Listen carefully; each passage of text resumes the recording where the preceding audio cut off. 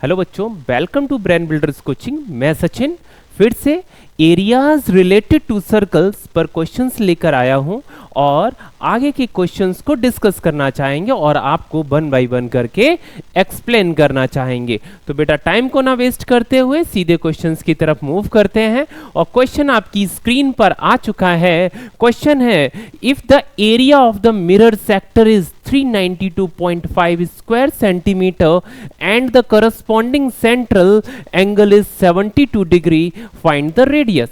Simple सा question है। Last class जिसने भी देखी होगी मैंने बताया था बेटा area of the sector this is equal theta upon 360 degree multiply by pi are square. तो सिंपल सा आपको फॉर्मूला बेटा अप्लाई कर देना है और यहां से कैसे निकाल लेंगे, रेडियस बेटा फाइंड आउट करनी है। सेंट्रल पे एंगल गिवन है, ऑलरेडी दिया गया है बेटा, और area of the minor sector आपको दिया गया है। क्या दिया गया है? Area of the minor sector दिया गया है। तो मैंने आपको बताया है area of the sector this is equal theta upon 360 pi are square. आप बेटा क्या कर देंगे, एरिया ऑफ द सेक्टर की वैल्यूज को पुट कर देंगे। एंगल आपको गिवन ही है, यहां से आर की वैल्यू निकालने के लिए आप सिंपल सी इक्वेशंस फॉर्म कर देंगे। This is equal 392.5, this is equal theta क्या है बेटा 72 डिग्री है। 72 degree divided by 360 multiply by pi are square. यहां पर बेटा इस तरह से आप वैल्यूज को पुट कर सकते हैं। मैंने जैसे ही इस क्वेश्चन को देखा तो आप लोगों के काफी बच्चों के माइंड में आता सर मैं 22/7 पुट कर दूं। देखिए एक चीज मैं आपको पहले से क्लियर करना चाहूंगा, यदि क्वेश्चन में कोई वैल्यू गिवन है तो फिर ये क्वेश्चंस करने का कोई लॉजिक ही नहीं। मतलब यदि कोई क्वेश्चंस की वैल्यू पहले से ही गिवन है, अब इसमें दे दिया कि पाई की वैल्यू ये पुट करनी है, तो आपको पाई की वैल्यू यही 3.14 ही पुट करनी है। 22/7 यहां पर पुट नहीं करना है। जहां कहीं गिवन ना हो तो वहां के केस में ऐसा होता है कि आप ये ना पुट करके 3.14 ना पुट करके 22/7 पुट कर दें या फिर ये पुट कर दें, वहां पर दोनों ही चल जाएंगी। लेकिन बेटर क्या रहेगा 22/7। देखिएगा बेटा सिंपल सा क्वेश्चन है। मैंने क्या किया, आगे कवर किया, अब डेसिमल्स को मैंने हटाया, 10 से डिवाइड कर दिया। 72/360 मल्टीप्लाई बाय 3.14 और इंटू पाई आर स्क्वायर। इसको जैसे ही बेटा सिंप्लीफाई करेंगे तो आप देख रहे होंगे इस तरह से हम इसको सिंप्लीफाई कर सकते हैं और यहां पर हम सिंप्लीफाई करने के बाद देखेंगे छोटी सी कैलकुलेशन है, इस तरह से आप इसको कैंसिल आउट कर सकते हैं। जब ये कैंसिल कर देंगे तो यहां से बेटा वैल्यू जो निकल के आ रही है आपकी आर स्क्वायर की वैल्यू आ रही 25 × 25 means r will be the 25 centimetre. Find the radius, यही आपसे क्वेश्चंस में पूछा गया था। यहां से आपकी वैल्यू निकल आती है कि रेडियस कितनी है 25 सेंटीमीटर। आगे क्वेश्चन आपकी स्क्रीन पर आ चुका है और जैसा कि मैं उम्मीद करता हूं कि आप लोगों में से कुछ लोगों ने पढ़ भी लिया होगा। क्या लिखा है क्वेश्चंस में, find the area of a quadrant of a circle whose circumference is 22 centimetre. Find the area of the quadrant whose circumference is 22 centimetre. तो हाउ टू फाइंड इट, इसके लिए आप क्या बेटा करेंगे कि आपको जब सर्कमफ्रेंस दिया है तो सर्कमफ्रेंस का फॉर्मूला क्या होता है, तो आप बोलेंगे 2 पाई आर। जब सर्कल का सर्कमफ्रेंस 2 पाई आर है, सर्कल का सर्कमफ्रेंस कितना है 2 पाई आर है, जिसकी वैल्यू आपको गिवन है 22, तो यहां से आप आर की वैल्यू फाइंड आउट कर सकते हैं। कैसे करना है थोड़ा सा देखिएगा डायग्राम्स के थ्रू। एक सर्कल है, सर्कल का क्वाड्रेंट पार्ट गिवन है। क्वाड्रेंट मींस क्या होता है 1/4 होता है। क्वाड्रेंट का मीनिंग क्या है 1/4 है, तो मैंने इसको 1/4 किया ना। अब ये पार्ट दिया गया है यहां से इस पॉइंट से लेके यहां तक और दिस इज इक्वल 22 सेंटीमीटर। ये किसके इक्वल है 22 सेंटीमीटर। स्माइल नहीं देनी है, क्वेश्चंस पे फोकस भी करना है, ठीक है। लिखा find the area of the quadrant, find the area of the quadrant. जब इसका फाइंड आउट करना है इट मींस आपको पहले एरिया तो निकालनी होगी, सॉरी रेडियस तो फाइंड आउट करना ही होगा और रेडियस फाइंड आउट करने के लिए आपको सर्कमफ्रेंस का फॉर्मूला अप्लाई करना होगा। तो सर्कमफ्रेंस है क्या 2 पाई आर, बट ये क्वाड्रेंट है तो 1/4 हो जाएगा। तो आप क्या लिखेंगे 1/4 पाई आर स्क्वायर। ये आपको फाइंड आउट करना है। ये क्या करना है, ये आपको फाइंड आउट करना है। गिवन क्या है आपको, सर्कमफ्रेंस गिवन है 22 सेंटीमीटर। सर्कमफ्रेंस क्या गिवन है 22 सेंटीमीटर। जब सर्कमफ्रेंस 22 सेंटीमीटर है तो मैं बात करूं सर्कमफ्रेंस से, इसकी वैल्यूज को आप निकाल सकते हैं। किसकी लिखा है हुज सर्कमफ्रेंस इज 22 सेंटीमीटर, मतलब किसकी बात की गई है, किसका सर्कमफ्रेंस गिवन है 22 सेंटीमीटर, इस पूरे सर्कल का गिवन है। ठीक है, और एरिया किसका निकालना है, इस सिर्फ 1/4 पार्ट का।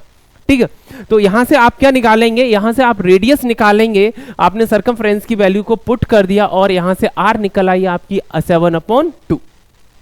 कंफ्यूज मत होइएगा, काफी बच्चे ये सोच लेते हैं क्वाड्रेंट का ही सर्कमफ्रेंस गिवन होगा, ऐसा कुछ भी नहीं दिया गया। लिखा whose circumference is 22 centimetre, it means circle का सर्कमफ्रेंस दिया गया है, ऐसा नहीं है 1/4 क्वाड्रेंट पार्ट का आपने लिख दिया, 1/4 भी इसी में अप्लाई कर दिया, ऐसा कोई केस नहीं है। तो area of the quadrant of a circle क्या हो जाएगा 1/4 पाई, पाई की वैल्यू 22/7 और आर आपने अभी जो फाइंड आउट किया है 7/2, आप वैल्यू को पुट कर दीजिए तो क्या आ जाएगा 7/2 इंटू 7/2। इसको आप सिंप्लीफाई कर देंगे, 7 से 7 कैंसिल हो जाएगा, 2 से ये कैंसिल आउट हो जाएगा। इस तरह से 11 7 77, 4 2 8 आपका आंसर आ जाएगा। चाहे तो डेसिमल में कन्वर्ट कीजिए, ये कंपलसरी नहीं है कि इसको आप डेसिमल में कन्वर्ट करें, आपका फ्रैक्शन में ही आंसर आ जाएगा। Area of the quadrant of a circle is 9.63। Clear है। नेक्स्ट क्वेश्चन की बात करना चाहेंगे। अब जो क्वेश्चंस रिलेटेड हैं वो लिखे हैं sums based on area of a sector. Sum किस पे बेस्ड हैं, area of a circle, area of the circle पर बेस्ड हैं। किस पर, area of the sector, not a circle. किस पर डिपेंड होगा क्वेश्चन अब आपका, एरिया ऑफ द सेक्टर पर डिपेंड है। तो एरिया ऑफ द सेक्टर क्या है θ/360 pi are square, θ/360 pi are square. तो देखते हैं क्वेश्चन क्या लिखा है। An umbrella has a 8 ribs, an umbrella has a 8 ribs are equally spaced, assuming umbrella to be a flat circle of the radius 45 centimeter. Find the area between the two consecutive ribs of the umbrella. Two consecutive ribs of the umbrella का meaning ये है, sense को समझिएगा, ये जो आपका umbrella है उन्होंने एक सर्कल के फॉर्म में कंसीडर किया और बताया कि ये जो इसकी रिब्स हैं, किसकी, अम्ब्रेला की जो ये रिब्स है ना, उसका एक जो पार्ट है इसका एरिया बताइए। इसको चले, ये 3D के फॉर्म में दिख रहा होगा, मैं इसको 2D के फॉर्म में दिखा दे रहा हूँ। लाइक एक सर्कल को कंसीडर करना है और ये जो रिब्स हैं ये कितनी आपको दिख रही हैं, 8 दिख रही हैं, और इसकी एक जो है, जो आप रेडियस बोलेंगे इस केस में, तो रेडियस कितनी है 45। तो आपको इसका एरिया निकालना है। हाउ टू फाइंड इट, आप बोलेंगे area will be the θ/360 pi are square.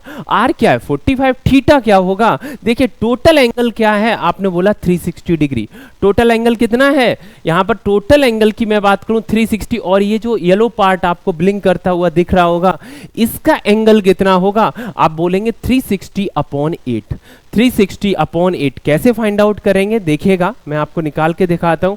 Angle between the two ribs will be the 360/8, इसी को आप लिख सकते हैं this is equal 45 degree, this is equal 45 degree. जब ये आपका एंगल फाइंड आउट हो गया, अब आप देखेंगे एरिया आपको दो रिब्स के बीच में, दो ये जो रिब्स हैं, इसको जो मैं रेडियस बोलना चाहूं यहां पर, बिकॉज सर्कुलर केस में मैं इसको क्या बोलता हूं, रेडियस बोलता हूं, उसके बीच का जो एरिया है उसको फाइंड आउट करने के लिए मुझे again area of the sector का फॉर्मूला अप्लाई करना होगा। और एरिया ऑफ द सेक्टर है क्या, θ/360 पाई आर स्क्वायर।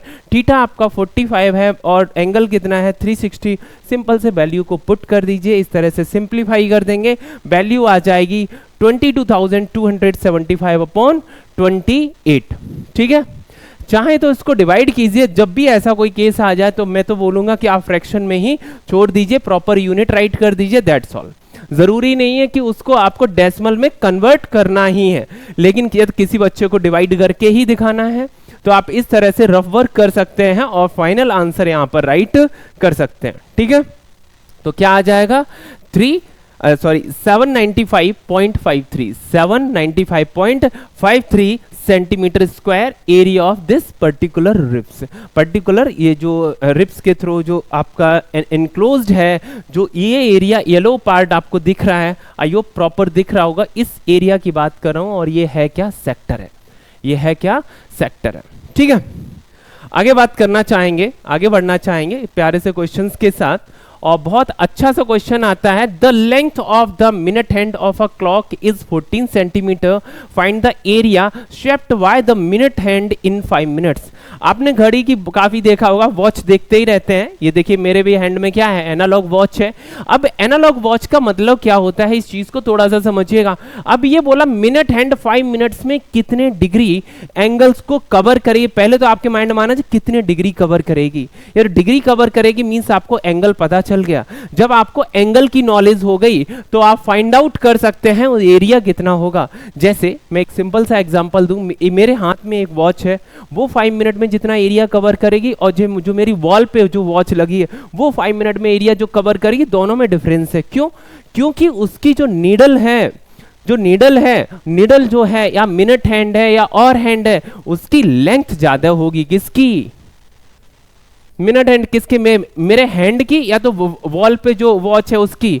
जो वॉल पर वॉच है उसकी ज्यादा होगी। क्यों? रीजन क्या है इसका? सिर्फ और सिर्फ रीजन ये है क्योंकि उसकी जो मिनट हैंड है या और हैंड है उसकी लेंथ ज्यादा है। वो एज एन यहां पर रेडियस का काम करेगी। वो यहां पर इस फॉर्मूले में किसका काम करेगी? एज एन रेडियस का काम करेगी। फॉर्मूला कैसे पुट करेंगे देखिएगा, डायग्राम के थ्रू समझिए। मेरे पास एक वॉच है और इसमें एक आपको मिनट हैंड दी गई है, वो देखिए 12 पर है। यदि मैं बात करूं 5 मिनट में ये कितने डिग्री मूव कर जाएगी? 30 डिग्री। हो सकता है काफी बच्चों को एंगल निकालने में प्रॉब्लम्स हो, तो बेटा समझना है, यहां से यहां तक मैं एंगल पूछूं तुरंत बोल देंगे आप 90 डिग्री। बट ये देखिए 1 2 3 कितने सेक्टर्स में इसको डिवाइड किया गया है? 3 सेक्टर्स में डिवाइड किया गया है। तो 90 डिवाइडेड बाई 3 कितना हो जाएगा?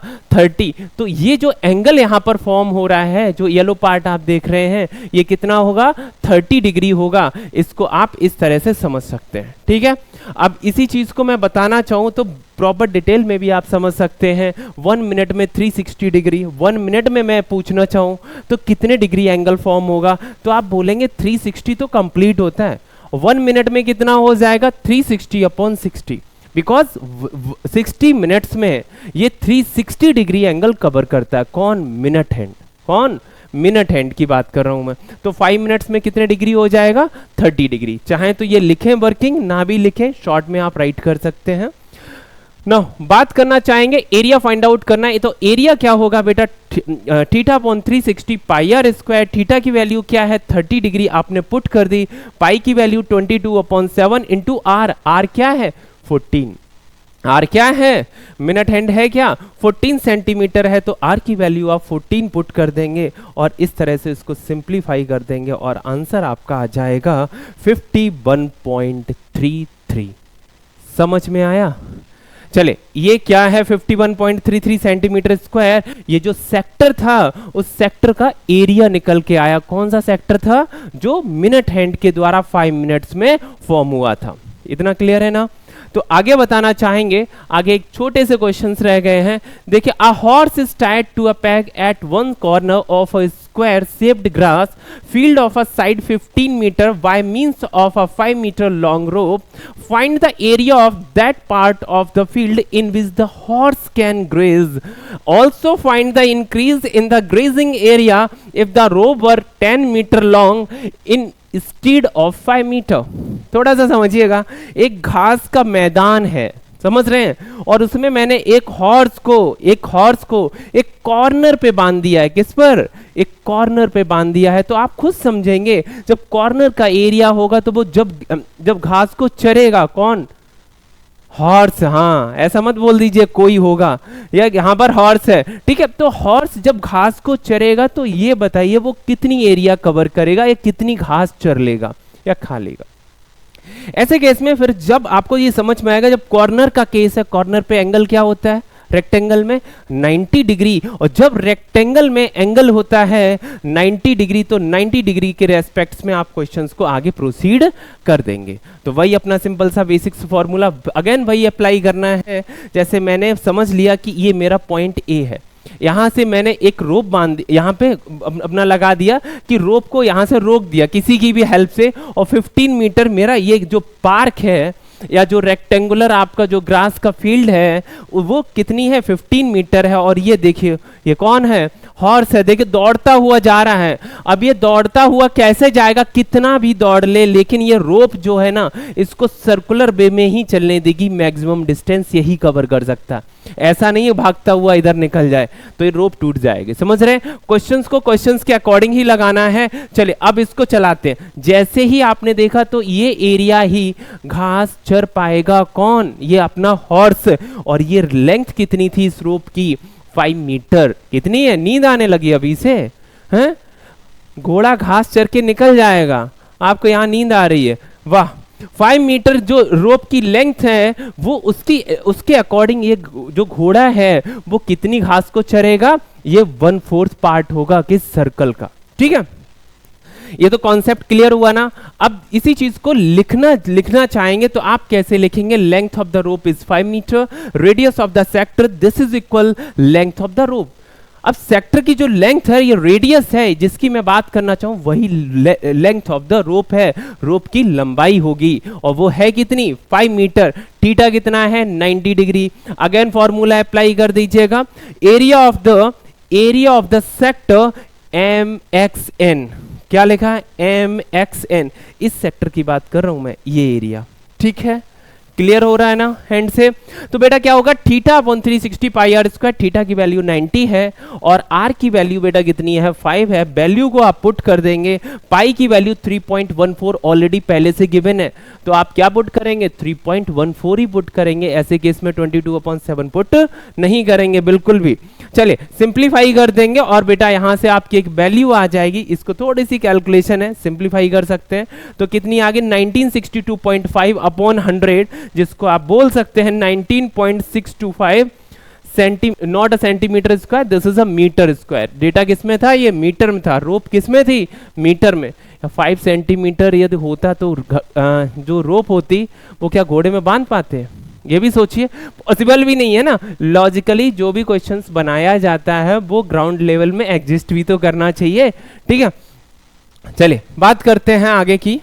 आगे भी बेटा पूछा है, find the area of the that part of the field in which the horse can graze. ये फाइंड आउट हो गया। Increase in the grazing area if the rope were 10 metre. Suppose अब आपने कहा कि चलिए बड़ी रस्सी लेके आते हैं, ये तो भूखा रह जाएगा ना मेरा घोड़ा। अगले दिन के लिए हम क्या किए, जो मेरा हॉर्स था, हॉर्स की मैंने रोप को 5 मीटर की बजाय 10 मीटर कर दिया। कहा कि आगे वाली घास खा लेगा ना। तो क्या होगा, अब मेरा हॉर्स कहां पर आएगा, यहां पर आएगा। कहां पर, यहां पर। और इस तरह से इस एरिया को कवर करेंगे। और ये जो आपको पार्ट दिख रहा है, रिमेनिंग जो ग्रास थी, ये अब पार्ट को कवर करना है, इस एरिया को फाइंड आउट करना है। सेम पैटर्न है, वही फॉर्मूला अप्लाई कर देंगे। क्या करेंगे, theta upon 360 pi are square और आर की वैल्यू अब की बार 10 पुट कर देंगे। आपसे पूछा increase in the grazing area if the rope were 10 metre long instead of 5। अब 5 की जगह यदि ये 10 हो जाता है तो ऐसे केस में कितना एरिया इंक्रीज हो जाएगा, इसको फाइंड आउट करने के लिए आप पहले टोटल एरिया निकालिए, उसमें से इस एरिया को माइनस कर दीजिए। तो बेटा क्या करेंगे, थीटा कितना है, 90 है, वैल्यू को पुट कर दीजिए। 10 के अकॉर्डिंग जो मैंने एरिया फाइंड आउट किया वो बेटा आया 78.5 मीटर स्क्वायर। कितना आया, 78.5 मीटर स्क्वायर। इतना क्लियर है। जब 78.5 मीटर स्क्वायर एरिया जब निकल आया, मैं पूछूं इंक्रीज कितना हुआ, तो आप क्या कर सकते हैं, उसमें से इसको माइनस कर सकते हैं, क्योंकि increase in the grazing area पूछा है तो आप बोथ को माइनस कर दीजिए और यहां से आपका एरिया निकल आएगा। दोनों के डिफरेंस करने थे, दोनों को आपने दोनों का डिफरेंस किया और यहां से आपकी वैल्यू क्या आ गई, 58.875। क्या आ गया, 58.875। दिख रहा है ना, 58.875 मीटर स्क्वायर। ये होगा increase in the grazing area is 58.875 metre square. Now आगे क्वेश्चंस पे डिस्कस करना चाहेंगे। ये जो मेरा पार्ट है, ये मेरा शेडेड रीजन है, डिजाइन नहीं बनाई है मैंने, ठीक है।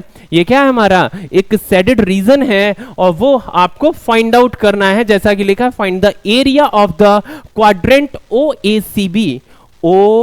ए सी बी। ये क्वाड्रेंट का पहले एरिया निकालना है। क्वाड्रेंट का एरिया तो बहुत इजी है, काफी क्वेश्चंस प्रैक्टिस कर लिए।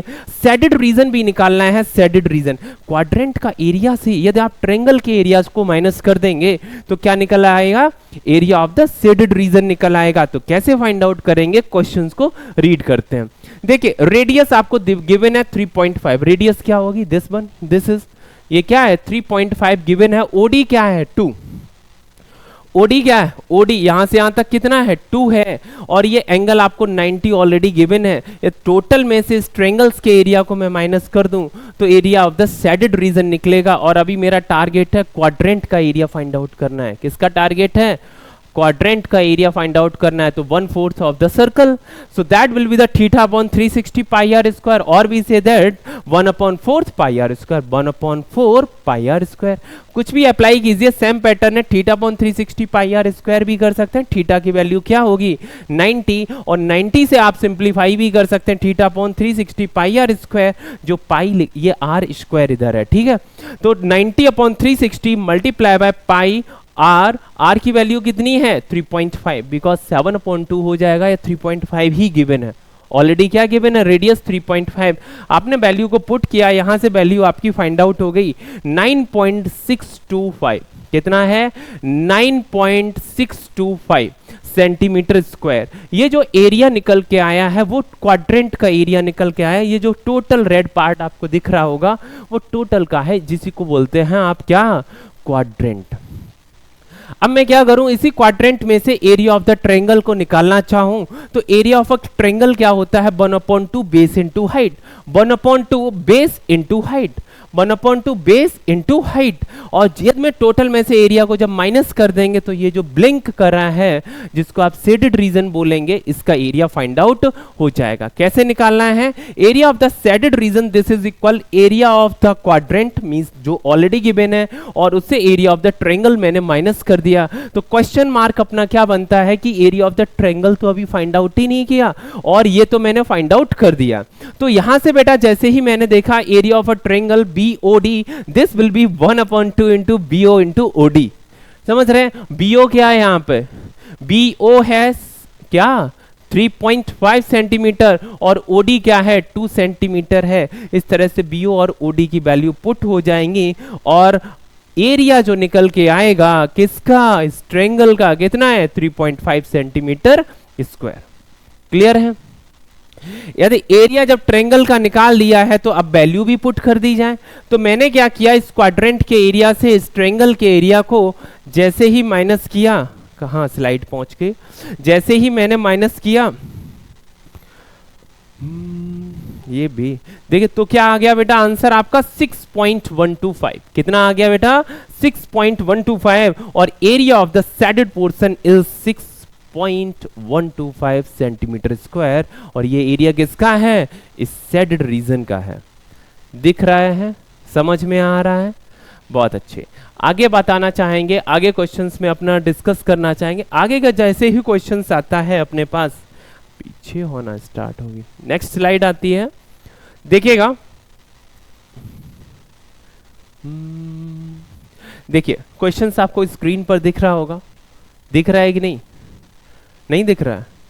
नहीं दिखेगा तो क्वेश्चंस बेटा तो वो डॉक्टर को दिखाना पड़ेगा। यदि अभी भी यदि क्वेश्चन आपको नहीं दिख रहा है तो डॉक्टर को दिखाइएगा। मैथ्स के टीचर तो सही नहीं कर सकते, ठीक है? कल दिखा लीजिएगा, आई test कराइएगा। Find the area of the shaded region if the radii of two concentric circles with the center O are 7 cm and 14 cm respectively, and angle AOC is a 40 degree. Angle AOC is a 40 degree. तो क्या निकालना है? Area of the shaded region निकालना है। Tension मत लीजिए, कोई दिक्कत नहीं, दिखेगा आपको भी, ठीक है? AOC कितना है? 40 डिग्री है। क्या निकालना है आपको? क्या निकालना है? Area of the shaded region. Shaded region ये है ना, तो इस सेक्टर का एरिया पूरा निकालिए, इस छोटे वाले सेक्टर का एरिया को माइनस कर दीजिए। इजी सा क्वेश्चन है ना? अच्छा, टोटल आर कितनी है? आप बोलेंगे 14। मैंने पूछा छोटी आर कितनी है? आप बोलोगे 7। तो बस इस तरह से क्वेश्चंस को आगे फर्दर किया जा सकता है। सेम एक ही फॉर्मूला अप्लाई कर दीजिएगा। क्या? Theta upon 360 pi are square. बार बार सेम एक ही पैटर्न पे आज पूरा अपना जो लेक्चर है एक ही फॉर्मूले पर है, आप चाहें तो बहुत अच्छे से समझ सकते हैं। थीटा अपॉन 360 पाई आपको कॉमन पार्ट दिख रहा है ना, तो मैंने इसको बेटा कॉमन ले लिया, तो रिमेनिंग क्या होगा, r square minus small r square, r square minus small r square, और कैपिटल आर की वैल्यू है बेटा 14, ठीक है। स्मॉल आर की वैल्यू क्या है, 7 है, स्मॉल आर की वैल्यू क्या है, 7 है। आप चाहें तो स्क्वायर ओपन कर दीजिए या x square minus y square का बेसिक आइडेंटिटी लगा दीजिए, वहां से भी आ जाएगा। या 14 का स्क्वायर क्या होता है पीछे, 196 क्या होता है, 256। अभी मुझे लग रहा नींद हुई नहीं है पूरी है। 14 का स्क्वायर कितना होता है, 196, ठीक है। चाहे तो x plus y x minus by से भी आप लगा सकते हैं, ठीक है।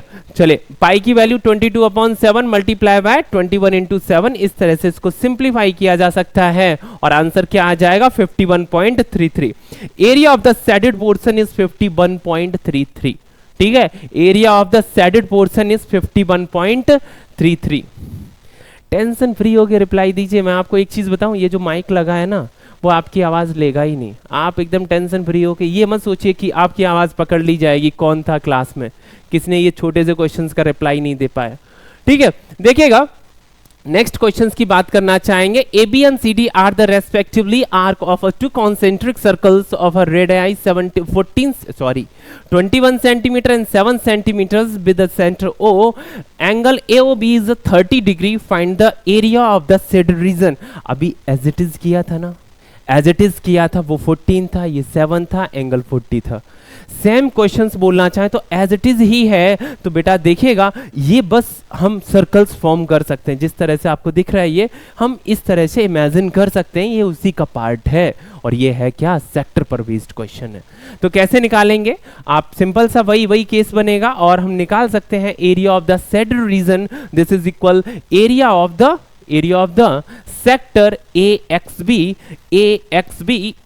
इस सेक्टर का एरिया फाइंड आउट करेंगे और इस छोटे से सेक्टर का एरिया को माइनस कर देंगे। जब माइनस करने पर मैंने क्या देखा, अगेन थीटा अपॉन 360 पाई क्या दिख रहा है, कॉमन। जब कॉमन ले लेंगे तो अगेन वही केस बन के आएगा, r square minus r square. Capital r की वैल्यू क्या है, 21 है, स्मॉल आर की वैल्यू क्या है, 7 है। अब फिर से सोच रहे होंगे क्या मुझसे पूछा जाएगा, किससे पूछा जाएगा 21 का स्क्वायर, किसी से नहीं पूछेंगे और हम बता देंगे। हाँ बता दीजिए, आपका मन हो रहा है।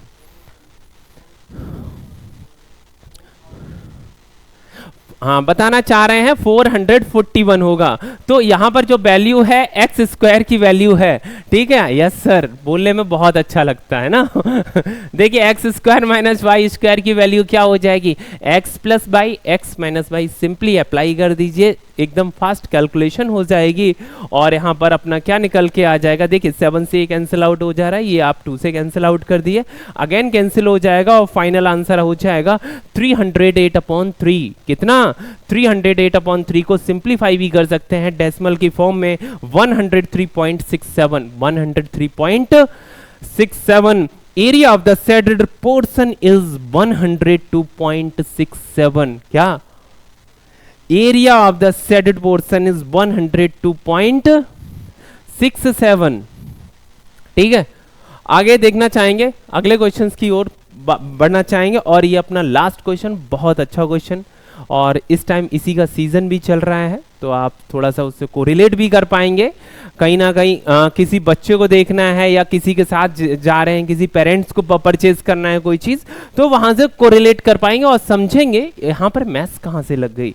थोड़ा सा समझिए, a watch is made with silver wire in the form of a circle with a diameter 35 mm. The wire is also used in making 5 diameters which divide the circle into 10 equal sectors as shown in a figure. Figure तो है ही नहीं, figure है ना ये। अब ये थोड़ा सा नहीं दिख रहा हो, मैं समझ रहा हूँ, थोड़ा सा अलग से दिखाते हैं आपको बेटा। ये भी ना दिख रहा हो, पीछे स्क्रीन पर एक बार देख लीजिएगा। इस तरह से आपने चूज किया, आपने कहा हाँ बस यही मुझे चाहिए अपने कोड पर, मुझे तो ये बहुत अच्छा लग रहा है। लाइक इस तरह से कोई एक डायग्राम है और इसमें आप देखेंगे इस तरह से ये सेक्टर के फॉर्म में बन के आ रहा है। तो यहां से क्वेश्चंस फॉर्म किया, बहुत प्यारा सा क्वेश्चन है। तो क्वेश्चंस को देखेंगे आगे। Which divides the circle into 10 equal sectors as shown in a figure, the total length of the silver wire required. ये जो सिल्वर वायर है ना, वो कितनी जरूरत पड़ेगी अब आपको निकालना है। मैन्युफैक्चरिंग स्टार्ट कर दी तो थोड़ी थोड़ी लेंथ को आपको पता होना चाहिए कि रिक्वायरमेंट क्या होगी, समझ रहे हैं ना। आप फ्यूचर में भी देखेंगे तो कहीं ना कहीं हर जगह मैथ दिखेगी। तो कैसे निकालेंगे थोड़ा सा समझिएगा इसी चीज को। ये सर्कुलर वे में है, आपने कहा हाँ सर्कल है, सर्कल में इस तरह से मैं सभी को डिवाइड कर दूं लाइन से, तो आपको ये क्या दिख रहे हैं सभी बेटा, सेक्टर दिख रहे होंगे। ये सभी क्या दिख रहे हैं, सेक्टर। अब ये जब सभी सेक्टर हैं, ट्रैक्टर नहीं बोलते हैं इसको, ये क्या है, सेक्टर है। तो जब सेक्टर का आपको निकालना क्या है, total length of the wire निकालनी है, तो यहां से मैं पहले निकालना चाहूंगा क्या, एरिया। एरिया सबसे पहले, अरे लेंथ निकालनी है तो क्या निकालना है, सरकमफेरेंस। क्या निकालना रहेगा, सरकमफेरेंस। और प्लस कितने डायमीटर हैं आपके, 5, तो सरकमफेरेंस प्लस 5 डायमीटर।